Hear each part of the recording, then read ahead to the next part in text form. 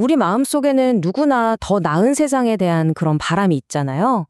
정의가 바로 서고 희망이 넘치는 그런 곳 말이죠. 이건 사실 아주 오래전부터 인류가 공통적으로 품어온 꿈이었습니다. 그리고 바로 이 간절한 꿈에서 오늘 우리가 마주할 질문이 시작됩니다. 이 질문은요, 무려 2000년 전 예수님 시대 사람들에게는 정말이지 훨씬 더 절실한 문제였습니다. 그들은 자신들의 짓누르는 그 현실에서 벗어나서 하느님께서 약속하신 그 해방과 구원의 날만을 정말 손꼽아 기다리고 있었거든요. 바로 그때 바리새이들이 예수님께 이 질문을 던집니다. 하느님 나라는 언제 옵니까? 이건 그냥 단순한 호기심이 아니었어요. 당시 유다인들에게 하느님 나라라는 건 로마의 압제에서 해방되고 다윗 시대의 그 찬란했던 영광을 되찾는 바로 이 땅에 세워질 위대한 왕국에 대한 희망 그 자체였거든요. 그들은 그 기적의 순간이 대체 언제인지 그게 너무나도 알고 싶었던 겁니다. 그런데 예수님의 대답은요, 그들의 기대를 정말 완전히 뒤엎는 것이었습니다. 사람들이 생각했던 하느님 나라와 예수님께서 말씀하신 하느님 나라 사이에는 우리가 생각하는 것보다 훨씬 더 큰 간격이 있었던 거죠. 세상은 눈에 보이는 혁명, 어떤 정해진 시간과 장소에 짠 하고 나타나는 강력한 왕국을 꿈꿨습니다. 하지만 예수님이 말씀하신 나라는 완전히 달랐어요. 그건 눈에 보이는 권력의 교체가 아니었습니다. 바로 우리 마음속에서부터 시작되는 혁명, 우리 가운데 이미 와 있는 그런 나라였던 거죠. 예수님께서는 아주 단호하게 말씀하십니다. 하느님의 나라는 우리가 유심히 관찰할 수 있는 그런 방식으로 오는 게 아니라고요. 밖에서 어떤 특별한 표징이나 신호를 찾으려는 건 다 헛된 시도라고 분명하게 선을 그으신 겁니다. 그렇다면 진짜 핵심은 어디에 있었을까요? 아니, 그럼 눈에 보이지도 않는 하느님 나라라는 게 도대체 뭘 의미하는 걸까요? 예수님의 바로 다음 말씀에서 우리는 그 핵심적인 답을 찾을 수 있습니다. 네, 바로 이 구절입니다. 오늘 우리가 붙들어야 할 가장 중요한 말씀이죠.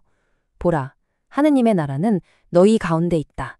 이 말씀은 하느님 나라가 저 멀리 있는 미래나 우리가 죽어서 가는 어떤 장소가 아니라 바로 지금 여기에서 우리가 체험할 수 있는 현실이라는 정말 놀라운 선언이에요. 그러니까 하느님 나라라는 게 단순히 우리가 죽어서 가는 천국만을 의미하는 게 아니라는 겁니다. 그보다는 이런 질문에 가깝죠. 지금 내 삶에서 그리고 우리 공동체 안에서 누가 또 무엇이 진짜 왕노릇을 하고 있는가? 세상의 가치가 아니라 하느님의 가치가 우리 삶의 주인이 될 때 바로 그곳이 하느님 나라가 되는 겁니다. 세상은 종종 돈이나 힘, 그리고 냉정한 판단 같은 것들을 최고의 가치라고 말하죠.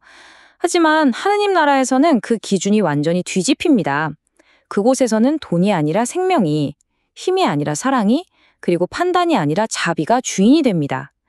바로 이 가치들이 실현되는 곳, 그곳이 바로 우리 가운데 임하는 하느님 나라인 거죠.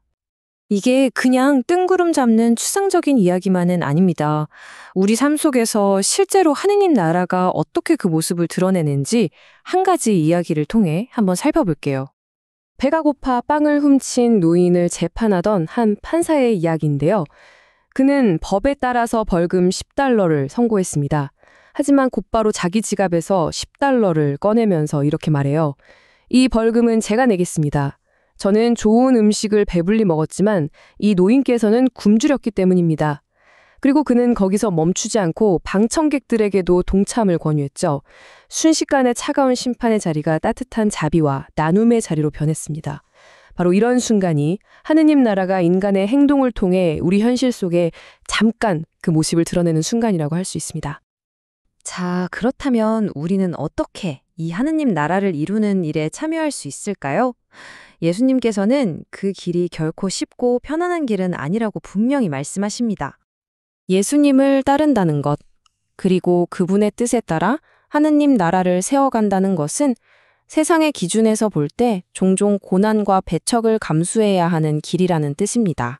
왜냐하면 하느님 나라의 가치는 세상의 가치와 끊임없이 부딪힐 수밖에 없기 때문이죠.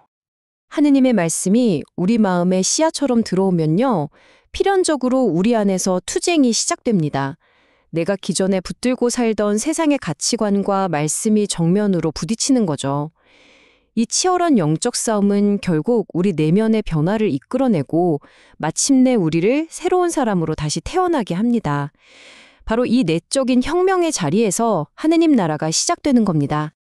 자, 이제 마지막으로 지금 우리 안에 있는 하느님 나라와 앞으로 오실 사람의 아들의 날, 이 두 가지를 우리가 어떻게 이해하고 받아들여야 할지 한번 정리해 보겠습니다.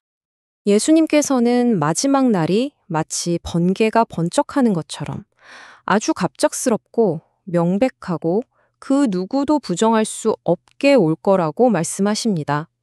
그러니까 여기에 있다, 저기에 있다 하는 그런 거짓 예언자들의 말에 현혹되어서 소중한 시간을 낭비해서는 안 된다는 뜻이죠. 결국 예수님께서 우리에게 주시는 핵심 메시지는 이것입니다. 우리의 진짜 과제는 미래를 점치고 예측하는 게 아니라는 거죠. 바로 지금, 여기, 나의 하루하루 속에서 하느님 나라를 일구고 그 나라의 백성답게 충실하게 살아가는 것. 깨어서 준비한다는 건 바로 이런 삶의 태도를 의미하는 겁니다. 오늘 말씀을 마무리하면서 이 질문을 여러분 한 분 한 분에게 던져봅니다. 여러분이 돈 대신 생명을, 힘 대신 사랑을, 그리고 차가운 판단 대신 따뜻한 자비를 선택하는 바로 그 모든 순간, 하느님 나라는 이미 여러분 가운데 이루어지고 있는 겁니다. 오늘 당신의 삶 속에서 하느님 나라는 지금 어떻게 이루어지고 있습니까?